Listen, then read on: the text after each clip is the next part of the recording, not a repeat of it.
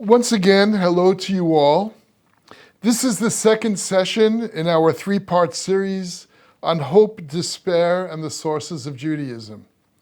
The title of today's session is The Zionist Horizon, Building Hope from the Depths of Despair. Now, in our last session, we discussed the Midrashic response to catastrophe. And we saw that because of the religious character of Judaism's classical sources, the problem of hope and despair in those sources was inextricably tied up with the problem of faith in divine justice and the disappointment in that faith in the face of evil and suffering. We saw how Eliezer Schweid directed our attention to the connection between faith in divine justice and the existential dynamic involved in maintaining that faith in light of the experience of evil and suffering. Fackenheim, as we saw, emphasized the role of traditional Midrashic thinking as a means of experiencing that challenge and in restoring the balance between faith and reality after being broken as a result of extreme historical circumstances. In this context, in the final part of the last session, we saw how following the Holocaust, Elie Wiesel's story about the pious madman who entered a shtibel in Nazi-occupied Europe retained the traditional language of faith in order to express the magnitude of the challenge without being able to answer it. Today we will continue this discussion, but in a way that I think is more amenable to dealing with the contemporary crisis. That is, in a more secular form of discourse. This, as we shall see, requires extricating the problem of faith and despair from its traditional and religious moorings. It requires turning our attention to the place in the human soul that gives rise both to the theological ponderings concerning divine justice, as well as to the problem of hope and despair when considered from a secular or even atheistic vantage point. In the course of today's discussions, I would like to show that hope and despair are not secondary human attitudes. They are rather primary aspects of human existence in the world. I will also try to show that hope and despair exist in a dialectical relationship with each other, in the sense that one never meets either of them without it being tied to the other. In this context, we shall see that the human dialectic of hope and despair became a central focus of the Zionist ethos as a result of its being so deeply embedded in human experience. But I will claim that it is not only as a general human phenomenon that the dialectic of hope and despair became so central to Zionist thought and praxis.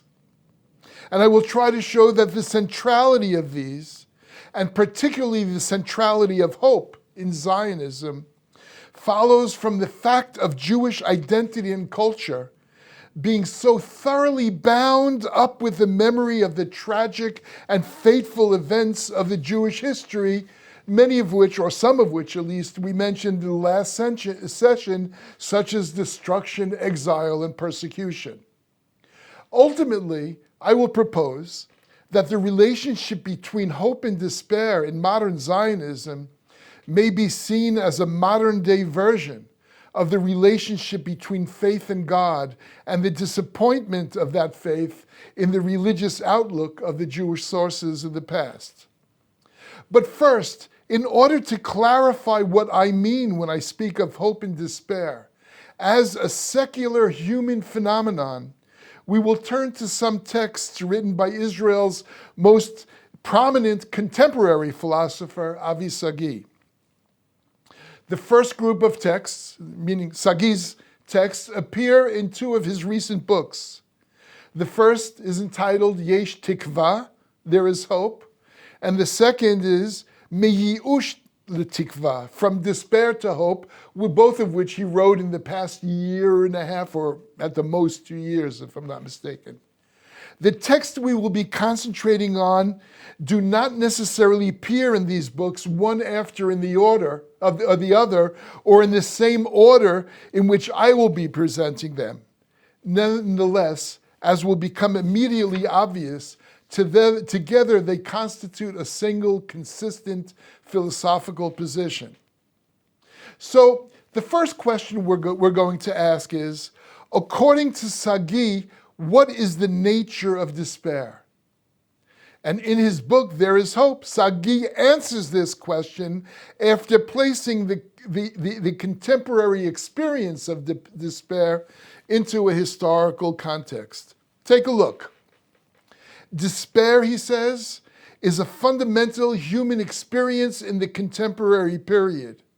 Following the Second World War and the disintegration of the grand ideologies, the collapse of the Soviet Union, and the September 11th terrorist attacks, and in Israel, following the events of October 7th, many have lost the ability to believe that a good and healthy life is possible. The order of things, and with it, existential security, have become undone. And he continues and says, we imagine despair as a narrowing of human existence filled with suffering and soulful anguish that leaves no opening for change. Despair can prove fatal for one who has lost the taste of life. It prevents the person from imagining a reality different from the one he is experiencing, and it stimulates thoughts of to be or not to be. The despairing individual cannot succeed with reality on his own by his own freedom and imagination. He feels that for him, the future is closed, the horizon is sealed shut. Now, Sagi's understanding of despair is given in the second paragraph of the text that we just read. But the first paragraph, in which he recalls the historical context of our times, also sheds light on this understanding. World War II is significant, both because of the Holocaust and because it gave rise to a revolution in Western consciousness that eventually ushered in the period of post-modernity. Prior to World War II, the West generally believed in the nobility of the idea. It held a wide variety of ideologies that aimed for the realization of supreme values such as truth and goodness. But following the Holocaust and utter devastation of Europe in the war, new historical processes began. These processes produced in the final decades of the 20th century a broad skepticism, a denial of the grand ideologies in which the people previously had placed much faith, and people began to see matters of faith and ethical behavior in a totally relativistic manner. To make a long story short, up until World War II, Western civilization generally believed in the humanistic principles established by the Enlightenment.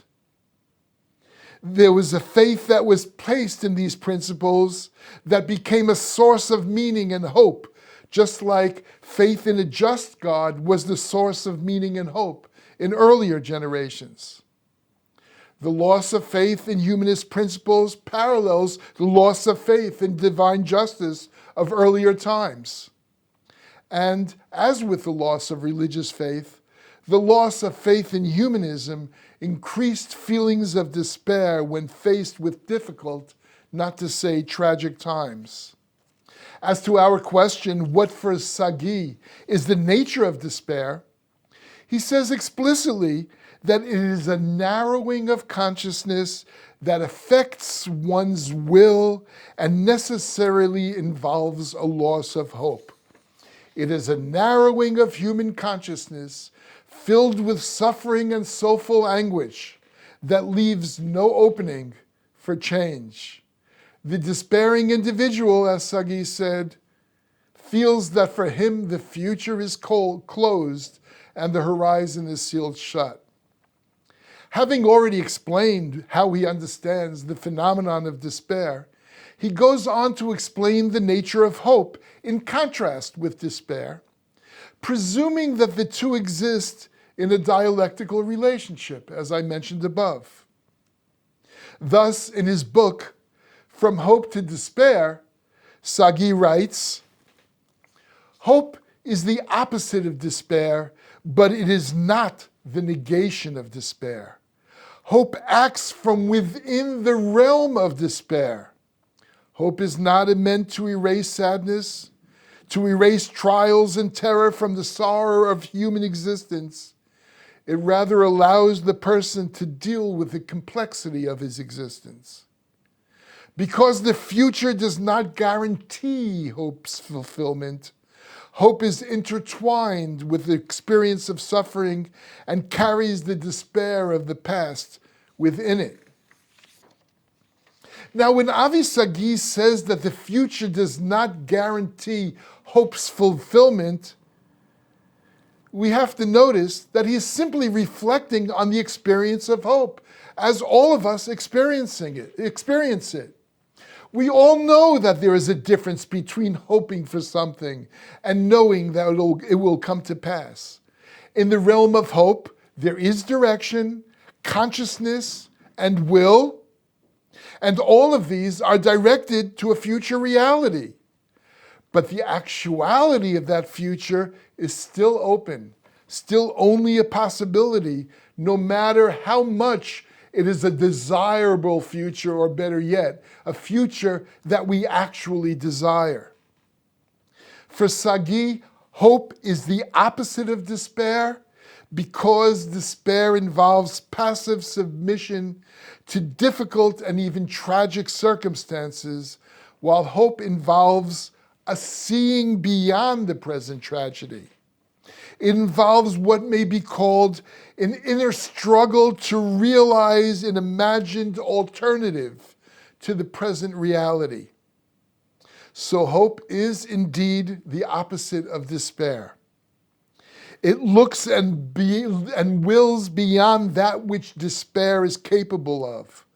But even so, according to Sagi, it can never really be totally disconnected from the despair that arouses of it. Because hope is at best a self-transcendent way of looking at the world. Because it is a way of looking at the world through sought-after possibilities whose realization is never certain, the very act of hoping would be impossible if it were not for the motivation to hope that follows from an experience of existential security. In this way, for Sagi, hope and despair are always dialectically related. So, once again, for Sagi, both hope and despair are fundamental aspects of human existence. But if I am reading now Sagi correctly, he views hope as more primary than despair. He sees hope as a more primary aspect of human experience than despair, even though despair is also a primary aspect of human existence. Despair is inevitable when the circumstances of reality as given frustrate the fundamental will to live. Hope is a primary expression of the will to live. Thus, Sagi continues, and he says, hope is a fundamental expression of human existence. Hope is not an attitude that accompanies life. It is life itself. It is the embodiment of human freedom that enables the human beings to part ways with existing limitations, at least in their spirit. And it enables human beings to entertain possibilities of existence for the future from already within the present. So then, hope is a way of seeing the world in a different light than the one that we experience in the depths of despair. It is, as mentioned, a manifestation of human freedom that looks forward to a reality that is different from the one that is given as a tragic reality, as the tragic reality that causes despair in the present. And because of the lack of certainty involved in hoping, Sagi is quick to distinguish not only between hope and despair, but also between hope and fantasy. Fantasy for him manufactures the vision of an alternate reality without constraints, because by its very nature, fantasy is a flight from reality. Hope, on the other hand, would not be hope if it was not rooted in the possibility of realization that is in real potentialities that are already present in the world. Hope discerns the possibility of a new and a different reality than the one known through the experience of tragedy, as I already said. But what's important now is to see how in our next text, Avi Sagi distinguishes hope, we may say in opposition to fantasy, through a very famous text. I'm sure that many of you are already familiar or have heard of Martin Luther King's famous I Have a Dream speech. See how Avi Sagi now connects Martin Luther King's speech with the looking forward of hope. And as Sagi says, when in 1963 Martin Luther King said in his famous speech, I have a dream, his hope for equal rights for black people did not involve a flight from reality, but it only expanded reality as already given. He gazed honestly and discerningly upon the deep problems that faced American society in his time, but was able to extricate himself from them in his spirit by describing a different reality, which he believed could be realized in the world. Through his dreams, Sagi writes, Martin Luther King expressed hope. Now, it is apparently not mere coincidence that Sagi chose Martin Luther King's I Have a Dream speech to demonstrate the realistic aspect of hope. Whoever has witnessed that speech, whether live or on television, cannot but feel that King, a renowned Baptist preacher, exhibited in his speech the stance of a living prophet. He compared himself to Moses, who viewed the promised land from the mountaintop on the other side of the river, with the intention of not only guiding the vision of his listeners, but also, as hope often does, he encouraged his listeners to act in such a manner as to realize the vision that at the time of its enunciation was still only a possibility. Returning to what we said above about the similarity between the religious dialectic of faith and tragic disappointment on the one hand, and the secular dialectic of hope and despair on the other, we will now take leave of Avi Sagi's philosophical understanding with a text in which he maintains that the roots of his secular understanding of the dialectic of hope and despair may actually be found in the Bible and in Jewish tradition. So we go to the next text. The Bible and Jewish tradition, he wrote, teach us to aim for the open horizon of the future. They preach the possibility of changing that which is already given. Hope is an open door.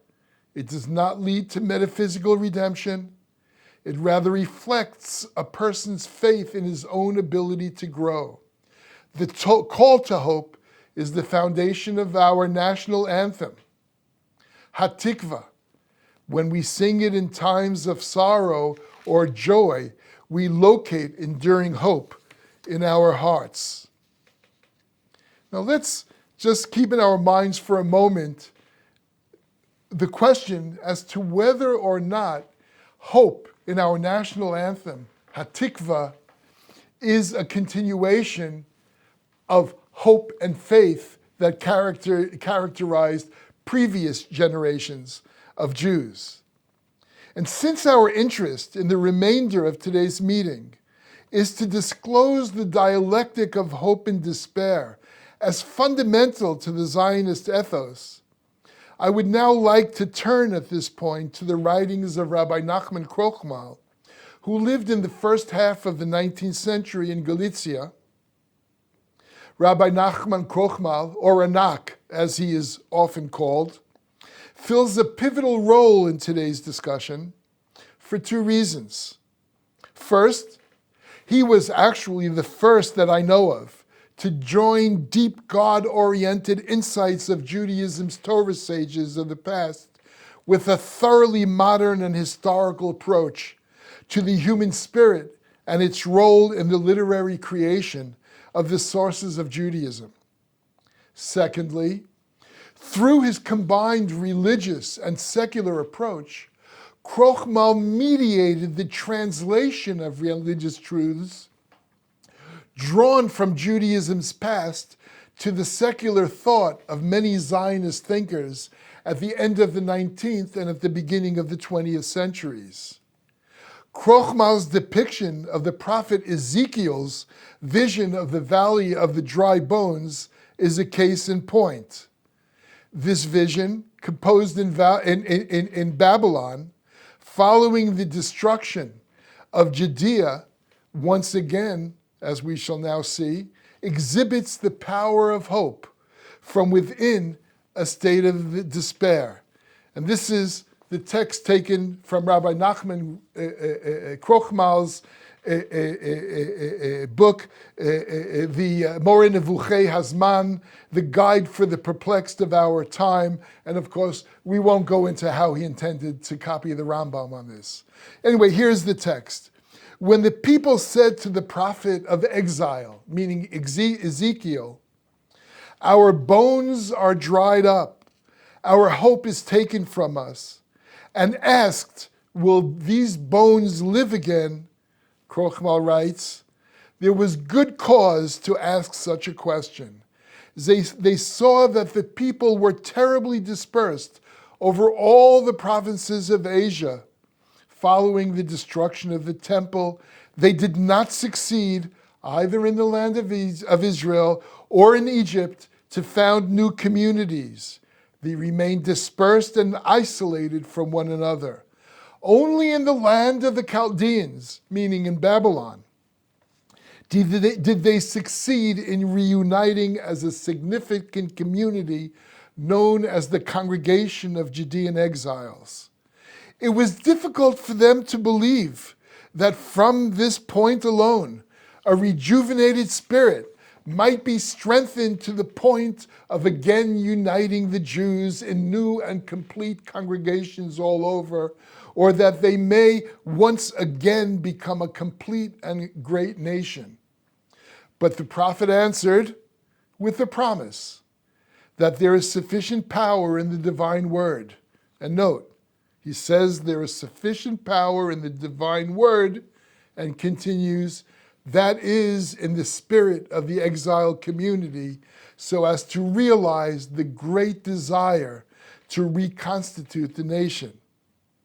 The key to grasping the deep meaning of this text is to be found in the sentence where he conflates the divine word with the inner spirit of the people. Rabbi Nachman Krochmal believed in a modern and secular manner that the character and existence of each and every people, at least in ancient days, was determined by the character of that people's national spirit. He further surmised that in ancient days, the character of the national spirit was embodied in the image of each people's dominant deity. Thus, for him, the character of a people who exalts beauty would be embedded in the image of the goddess of beauty, perhaps Aphrodite, while a people's whose primary characteristic or the value that they most appreciated was fertility would deify the goddess of fertility, Astarte, Ashtoret. And the people who valued justice above all deified symbols of justice like the planet Jupiter, or tzedek, which means justice in Hebrew, or perhaps the scales of justice, as in the zodiac. The difference between the God of Israel and that of the nations for him is that the spiritual value of the other people's gods was limited to a particular immanent power, either physical or spiritual, while the God of Israel is the God of creation. He is absolute. He is the infinite, or the Ein Sof, as in the Zohar. Because the God worshipped by the Jews was believed to be absolute and all-encompassing, Krochmal maintained that even when the people sinned before God, and even when the Jews lost contact with the fundaments of their inner spirit, and as a result came perilously close to extinction, following destruction and exile, there was always a residue left from which the people could pick up and begin afresh. And again, once again, we're talking a residue of the people's belief in God, or in their God, a residue from before the destruction. The residue of the people's previous faith, even in their weakened spirit for Anak, is what he refers to as the divine word. It's what we saw that he refers to as the divine word in the preceding text. The lasting impression that Israel's God left on the spirit of the people following the destruction and even in exile inevitably became a source of hope, enabling them to look beyond the despair of the present crisis so as to take action and commence building once again Israel's religious, social, and ethical future. So for Anak, hope for the future, at least on a national plane, is dependent on something that has to already be in the people's present within the spirit, and he thinks that this is how it worked in the past with reference to the people's faith in God as the God of all of creation. Now, this, by the way, is also how Krochmal explained the Jewish people's continued existence even after all the other peoples that lived in its early historical periods had long been extinct. Now, I think that the importance of all of this faith in your own, something that exists in your own spirit, but nonetheless exceeds your own spirit, I think the importance of this is insurmountable when considering the present day predicaments facing the Jewish people. So what I would like to do now is jump from Ezekiel's vision of the Valley of Dry Bones and from Krochmal's depiction of Ezekiel's vision to a consideration of hope at the end of the 19th century in the writings of Asher Ginsburg, better known as Ahad Ha'am, founder of cultural or spiritual Zionism. Ahad Ha'am spent much time reading Krochmal's writings, and though he, Ahad Ha'am, was an out-and-out atheist, Ahad Ha'am was also a cultural traditionalist, and he took much from Krochmal's thinking about Judaism's national spirit in his analysis of the problems facing Jewish existence in his time. And what he took from Krochmal also carries, as we shall see, much weight in his subsequent enunciation of the direction that he thought Zionism ought to take. So we begin once again with the dialectic of hope and despair, as we saw in Ranak's depiction of Ezekiel's vision of the Valley of the Dry Bones. The hope of national rejuvenation, right, in that time, in that past, stood in contrast to the despair of impending national extinction as a result of destruction and exile. So that we've gone back way in time to the destruction and exile following the First Temple period. Also, in the time of Ahad Ha'am, at the end of the 19th century. He talked also of hope as the central sphere, when he talked of hope as the central feature of Zionism. He did it in contrast, but he did it with despair, but he spoke of hope now in contrast with despair that, of course, historically had to be different than the despair that Krochmal mentioned in regard to Ezekiel's vision. In Ahad Ha'am, the contrast between hope and despair is with regard to the collapse of the Jewish economy in Eastern Europe, right? Not exile and destruction, but rather the collapse of the Jewish economy in Eastern Europe. He compared hope to the despair that arose from the ruthless and violent anti-Semitism that erupted in this period.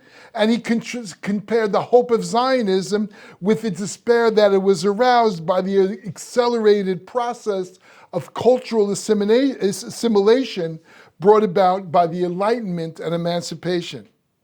What is particularly pertinent for our discussion is the fact that Ahad Ha'am believed that the Jewish people could not be saved unless they found a way to translate the traditional Jewish belief in God and divine justice into an earthly or secular faith in oneself or in the shared self of the people.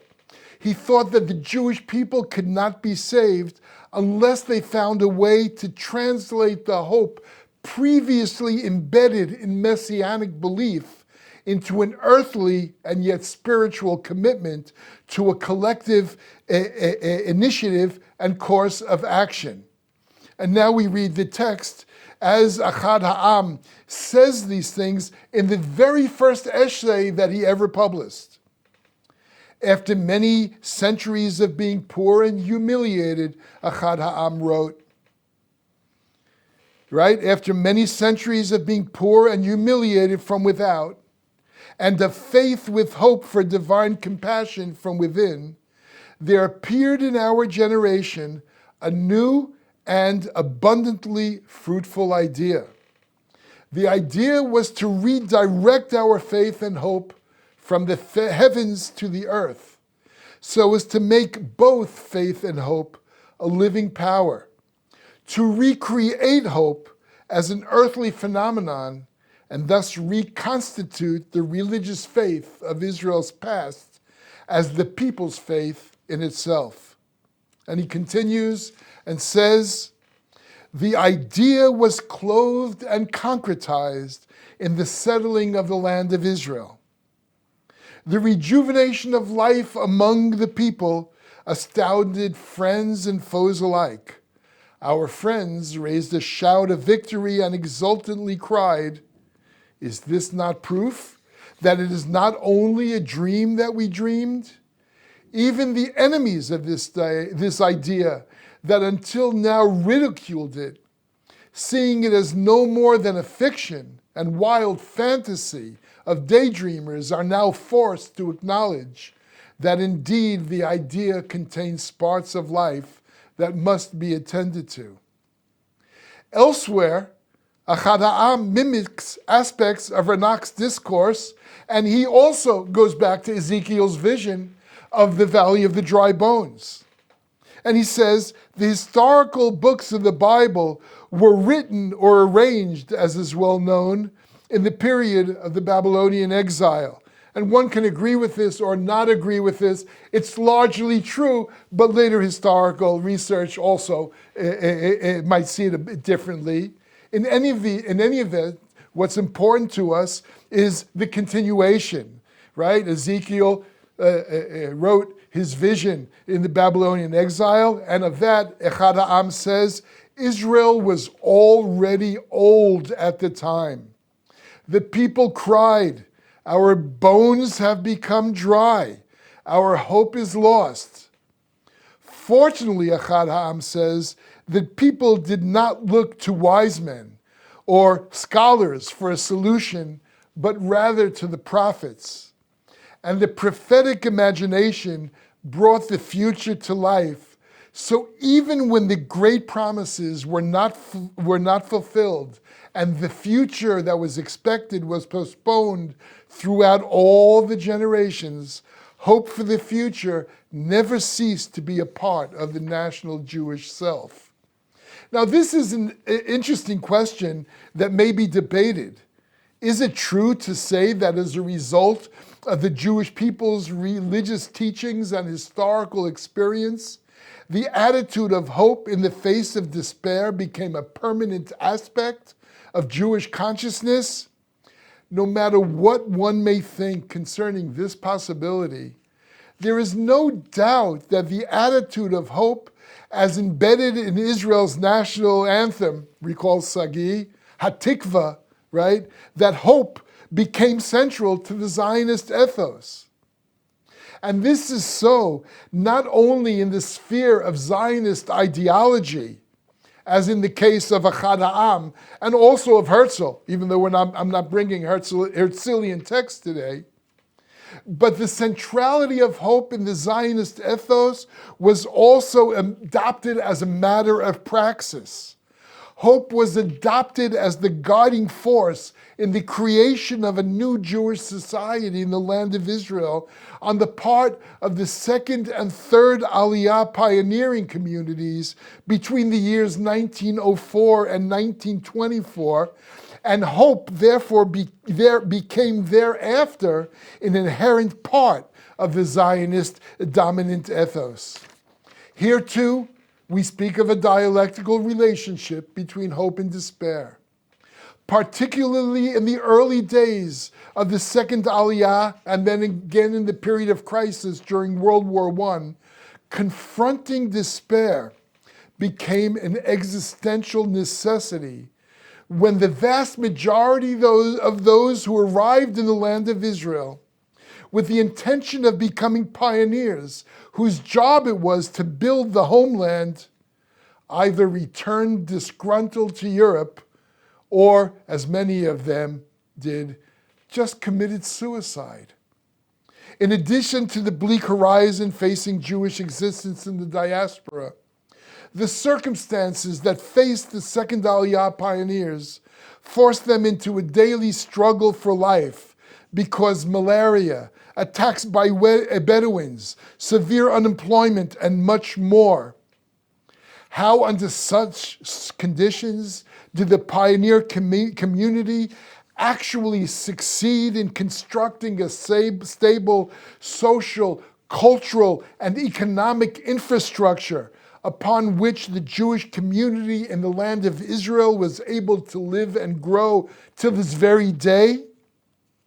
I believe that the answer to this question may be found in the reflections of two major figures in the pioneer community. The first is the writer Yosef Chaim Brenner, and the second is the pioneer laborer and labor-oriented philosopher Aaron David Gordon, A.D. Gordon.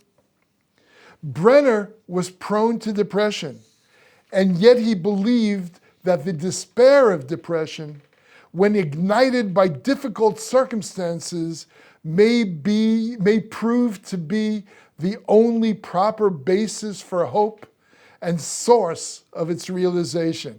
Let's see exactly what Brenner wrote here. It's surprising in many ways. And so Brenner says, our youth from around the world needs to know the truth concerning the land of Israel. They need to know that this place is not a rose garden. It is a poor land with low pay, food that is inadequate yet very expensive, needs that exceed one's ability, and malaria that eats both the body and the soul. All this, he wrote, must be known in the Jewish diaspora. But it is also important that there arise in the hearts of our young people the attitude of af al pi chen, despite it all. It can also be translated as nonetheless. This despite it all, or nonetheless, ought to appear at the end of all negative reckoning. In Eastern Europe, the future's gray and the present is gloomy. Since there is nothing to lose, and since striving means to begin everything afresh, no matter what, only the pioneer, for whom the slogan, despite it all, has become a part of his very being, only the pioneer who is open to all possibilities should be permitted to come and settle the land at the present time. The slogan, Af al pi chen, despite it all, or nonetheless, is a perfect example of the manner in which hope offers an alternative to despair. Here, hope is presented as being driven by the very same emotional energy that is already contained in the experience of despair. It is driven by the utter unwillingness of the self to accept the state of despair as its fate. And it is driven by the subsequent knowledge that the self has no choice but to invest in its tragic predicament and rely on its own initiative, if indeed it is to choose life over death. Despite it all, Af al pi chen presumes that the question of hope and despair in the pioneer community was not only a matter of mental health, but also a practical necessity. In fact, and not only in theory, the existence of the pioneer community was only possible because of the belief that its members had what it takes to prevail against the life and death challenges of their daily existence. All this because the alternative, death, was simply unacceptable. Now, Aaron David Gordon agreed with Brenner on this point, though, as we shall see, Gordon that believed that by force of his personality, Brenner exaggerated in playing up the power of despair at the expense of the hopeful dream. The dialect of hope and despair appears very often in Gordon's writings. He said, for example, that a great spirit makes the smallest and material activity great.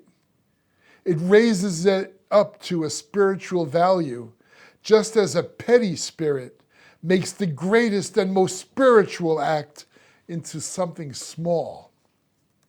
Elsewhere he wrote, and this is very telling, let us imagine two people that after having amassed a large fortune through hard work became impoverished and were sold into slavery to tough masters and finally became slaves even in their spirit.